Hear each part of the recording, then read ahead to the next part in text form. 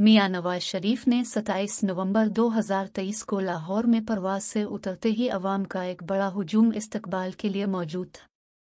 अवाम ने नवाज शरीफ को पाकिस्तान वापसी पर खुश आमदीद कहा, लेकिन साथ ही इमरान खान के हक में भी नारे लगाए। कुछ लोगों ने नवाज शरीफ की वापसी पर भी एहतजाज किया। अवाम के इस रवैये से नवाज शरीफ भी हैरान रह गए। उन्होंने कहा कि मैंने अवाम के साथ कभी भी नाइंसाफी नहीं की, लेकिन फिर भी लोगों का रवैया इस तरह का है। नवाज शरीफ ने कहा कि वो अवाम की मुंतखब हुकूमत को गिराने के लिए नहीं आए हैं। अवाम के इस रवैये की कई वजूहात हो सकती है।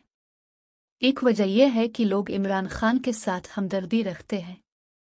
इमरान खान ने नवाज शरीफ की हुकूमत को गिराने के लिए जिदोजहद की थी और अब वो खुद भी हुकूमत से हट गए हैं। लोगों को लगता है कि इमरान खान को इंसाफ नहीं मिला। दूसरी वजह यह है कि लोगों में नवाज शरीफ के खिलाफ नफरत फैलाई गई है। इमरान खान की हुकूमत ने नवाज शरीफ और उनके खानदान को मुसलसल निशाना बनाया। लोगों को लगता है कि नवाज शरीफ करप्ट और नाअहल हैं। नवाज शरीफ के लिए एक चैलेंज होगा कि वो अवाम का एतमाद हासिल करें। उन्हें अपने खिलाफ फैलाई गई नफरत को दूर करने की ज़रूरत होगी।